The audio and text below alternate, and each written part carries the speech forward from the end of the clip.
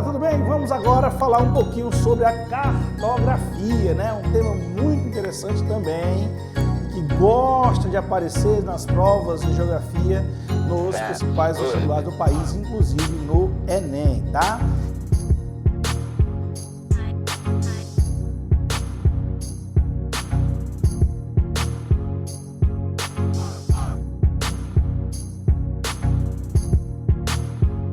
E aí, quando falamos em cartografia, pessoal, hoje a gente pode dizer que é uma ciência, né? Existe até um curso superior de cartografia. A pessoa formada em cartografia é o famoso cartógrafo, mas nem sempre a cartografia foi uma ciência, pelo contrário, né? A importância aí da confecção de mapa, professor, que é exatamente o objeto de estudo da cartografia, a ciência que estuda a confecção de mapas, de uma maneira, obviamente, bem simples, voltada para você, vestibulando, a gente pode trazer assim, ciência que estuda a confecção dos mapas, tá? Mas, conforme nós estávamos falando, nem sempre ela foi uma ciência. Pelo contrário, quando falamos em mapa, nós devemos dizer que seria a representação da superfície terrestre em um plano bidimensional. Não é isso? Olha aí, professor, como assim? De novo, o mapa é a representação da Terra ou de parte dela em um plano bidimensional. Assim chamamos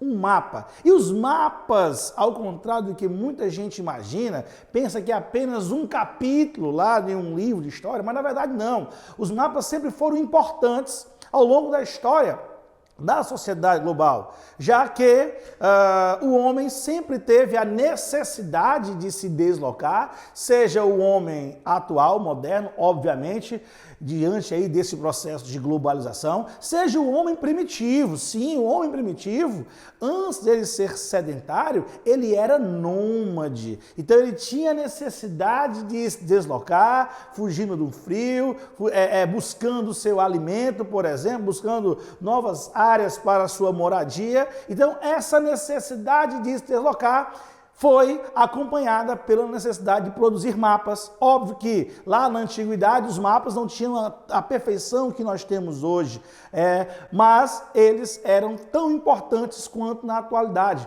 Mapas construídos em paredes de cavernas, em rochas, em árvores. Com o passar do tempo, a sociedade passou a ter outras necessidades, por exemplo, lá na antiguidade, quando surgiram os impérios, e esses impérios tinham o objetivo de se expandir, a existência, a produção de um mapa era fundamental, inclusive se nós trouxermos para a atual conjuntura, né? Tanto para o Império Romano era importante a existência do mapa, como para a Segunda Guerra Mundial, para Hitler expandir o Terceiro Reich pela Europa, para os Estados Unidos invadirem o Iraque. A produção, a necessidade do mapa, ela é muito interessante. Para a polícia militar do seu estado criar um projeto de ocupação de uma favela, o mapa vai ser sim fundamental para fazer guerras, para projeto de desenvolvimento, e que a partir das grandes navegações, né, saindo da antiguidade e indo para as grandes navegações, foi o momento em que tivemos um grande salto da necessidade, já que o homem começou a se deslocar com maiores distâncias, como a gente observa do ponto de vista eurocêntrico, né? Pois os chineses já tinham rodado aí boa parte do mundo sem mesmo antes da gente conhecer que eles tinham produzido toda essa confecção de mapas lá na antiguidade. Porém, o que vai acontecer, professor? Vem aí o período das grandes navegações e os europeus, no seu processo de expansão de influência territorial, política e econômica, passaram a investir pesado na cartografia, confeccionando cada vez e melhor mapas para avançar sobre os oceanos, além dos oceanos. E um outro momento fundamental para a cartografia foi a partir da Guerra Fria. Pois é, você deve lembrar que na Guerra Fria, naquele momento entre Estados Unidos versus União Soviética, nós tivemos um dos capítulos mais importantes daquele contexto, foi a corrida espacial. Foi quando os países passaram a investir pesado no lançamento aí de foguetes para o espaço, e que, como consequência disso, você vai ter a confecção a produção de uma tecnologia capaz de dar maior precisão com a ajuda dos satélites, dando o que nós temos aí de precisão para a atual conjuntura do mapa. E que com todas essas informações produzidas a partir da Guerra Fria, hoje são fundamentais não só para o que eu falei anteriormente, mas também, por exemplo, para a navegação aérea, navegação marítima, navegação terrestre. Quando você fala em Uber, né? Uma pessoa está de um outro lado da cidade, você está aqui e de repente vocês se conectam com a exatidão de localização. E isso tudo é, sem dúvida alguma, fruto do avanço tecnológico da cartografia. Que, como você sabe, galera, a gente pode representar a Terra de várias formas. Tradicionalmente, voltada aí para o nosso mundo do vestibular, nós vamos ter o planisfério, que é o famoso mapa mundi, né? Onde esta é a forma mais usada para a observação do planeta, já que com uma só visão a gente já pega todo o mundo, desde o extremo leste ao extremo oeste, você tem uma visão do todo de uma só forma. Já nós temos o globo, que é outra forma de representar a Terra, só lembrando que a nossa Terra, ela tem um formato esférico, tá? Muito cuidado com as informações nas redes sociais. A gente não pode dizer que é uma bola. Ela tem um formato esférico que dentro aqui da cartografia, nós vamos chamar de quê, pessoal? De geóide. Geóide. Esse é o formato da Terra. É uma esfera com os polos levemente achatados. E assim a gente traz o globo, que é uma maquete da Terra, né? É a forma mais fiel de observar o nosso planeta, mas nós temos um pequeno problema. A grande vantagem é ter a fidelidade do processo, mas a desvantagem é que você não consegue visualizar como um todo a Terra. Então, para isso, a gente pega o globo, transforma em planisfério, você vai ter a confecção de um mapa. Conforme nós falamos no início do vídeo, mapa é a representação da superfície terrestre ou apenas de uma parte dela, né? Apenas de uma parte dela, como no caso aqui o mapa do estado do Ceará, que para a confecção de um mapa, fundamental é trazer os elementos. Dentre os elementos dos mapas, a gente pode trazer aí o título, que é fundamental aí para saber o que é que nós temos naquele mapa, naquela representação. Por exemplo, aqui, principais bacias hidrográficas do Ceará. Olha aí, principais bacias hidrográficas do Ceará. Você vai ter o quê? O título do mapa. Além do título, é fundamental as coordenadas geográficas. Geográficas, né? Exatamente. Para saber a posição desse território, para saber a posição do território mapeado, da área mapeada no planeta Terra, né? Então você vai ter os paralelos e os meridianos, trazendo respectivamente latitudes e longitudes. Além disso, é fundamental a rosa dos ventos. A rosa dos ventos é um outro ponto importantíssimo, né? Onde já sabemos que há uma convenção que o norte é para cima, mas o mapa tem que trazer, porque nem sempre o teu vestibular vai explorar o norte para cima, ele pode trazer o mapa com o norte para uma outra direção, então ele tem que trazer sim essa orientaçãozinha. A pessoa tá só o norte, cadê o resto? É só tu desenrolar na tua cabeça, norte, sul, leste, oeste, beleza? Ok, além disso, é fundamental em um mapa a legenda. A legenda é importantíssima, onde você vai ter a tradução dos símbolos em um mapa, no nosso caso aqui, ó, Rio Jaguaribe, aí tem aqui, Rio Jaguaribe, bota aí, pessoal, Rio Jaguaribe. Aí você tem aqui, ó, aí, Rio Acaraú, aí, Rio Salgado. E assim sucessivamente. Você traduz a simbologia existente no mapa na nossa querida legenda, tá bom? E por fim, fundamental em um mapa é quem, galera? A escala. A escala é importantíssima. Por que, pessoal, que ela é importantíssima? Porque é através dessa escala, desta ferramenta, que eu vou ter a noção das distâncias existentes no mapa. Beleza? Ok?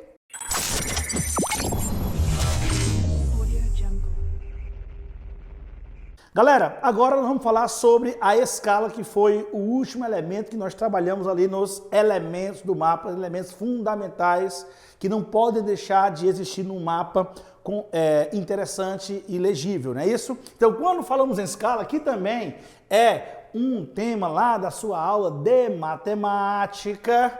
A escala vai ser a relação existente entre as distâncias no mapa e as distâncias reais. É assim que ela se apresenta lá na tua aula de matemática, né? Onde nós vamos ter dois tipos de escala diante do mundo do vestibular, né? Os mais trabalhados nas questões são dois tipos. A escala gráfica, como o próprio nome já diz, vai ser um gráficozinho onde ela vai ter um distanciamento geralmente de 1 centímetro, tá? Já vem com a numeração e a unidade trabalhada. Por exemplo, nesta escala aqui, ó, a cada 1 centímetro, nós temos 5 quilômetros na realidade. A cada 1 centímetro no mapa, eu tenho 5 quilômetros na realidade. Nesse caso, a cada 1 centímetro no mapa, eu tenho 3 metros na realidade. Repetindo, a escala gráfica traz a unidade. Diferente de quem, pessoal? Diferente da escala numérica, né? Neste caso, a escala numérica é uma fração. Olha aí, é uma fração onde o numerador sempre é o 1, tá? Sempre vai ser o 1, e o denominador ele vai variar de acordo com a quantidade de vezes que a área foi reduzida para caber naquele mapa. E observe, sempre a escala numérica é em centímetros. Sempre diferente da gráfica, que traz a unidade, a escala, e pode variar, a escala numérica não vem, mas sempre vai ser estabelecida em centímetros. E como é que eu leio, professor? 1 para 100, 1 para 100, 1 para 20 mil, 1 para 1 milhão. O que isso quer dizer? A cada 1 centímetro no mapa, eu tenho 100 centímetros na realidade. Para cada 1 centímetro no mapa, eu tenho 20 mil centímetros na realidade. Para cada 1 centímetro no mapa, eu tenho 1 milhão de centímetros na realidade. Pessoal, quando a gente quiser trabalhar em quilômetros, em metros, aí você faz a transformação que lá na aula de matemática você aprendeu. Quilômetro, hectômetro, decâmetro, metro, decímetro, centímetro e milímetro. Então lá você faz a conversão e segue a viagem numa boa. Sempre que a tua prova pedir a escala numérica, sempre vai ser uma fração, tá bom? Já quando falamos em tamanho de escala, a maioria dos materiais, inclusive o nosso, vai trazer 3. Pequeno, grande e médio. Mas é importante para você não saber até onde vai a escala pequena, até onde vai a média, até onde vai a grande. Mas o importante é você saber diferenciar a escala grande da escala pequena. Uma vez você fazendo essa diferenciação, você não será surpreendido na resolução de uma questão que venha envolver o tamanho da escala. Como assim, pessoal? Como é que eu vou fazer? A escala, o tamanho da escala está diretamente relacionado à quantidade de detalhes. Quantidade de detalhes. Como assim, pessoal? Vou pegar aqui 2 exemplos já existentes na lousa. A escala A e a escala B. Pegando os dois extremos.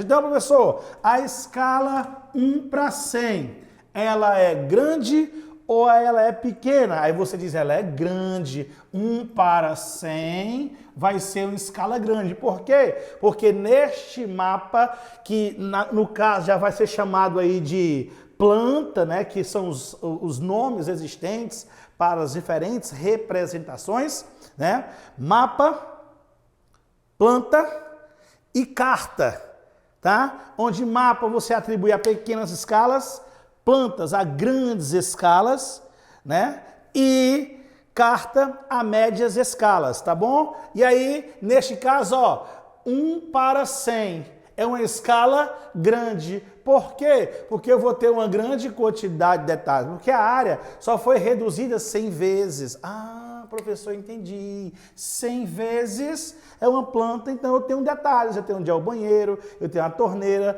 onde é que vai ficar a televisão, onde é que vai ficar a geladeira. Você vai ter essa grande quantidade de detalhes. Então, como é matemática, inversamente proporcional. Neste caso, escala B vai ser uma escala pequena. 1 para 1 milhão. 1 para 1 milhão. Por quê? Que é uma escala pequena. Porque eu tenho uma pequena quantidade de detalhes. Aqui nesse caso aqui vai ser um país, um continente, que você não vai ter aí a representação, dependendo do país, né? Com grandes detalhes. Então, vou ter pequena quantidade de detalhes, nesse caso, grande quantidades de detalhes. Assim, você vai ter a questão de uma escala. Então, esses são os 3 pontos fundamentais para a resolução de qualquer questão de escala. Tá bom? Valeu, galera. Um forte abraço. Até a próxima. Tchau, tchau.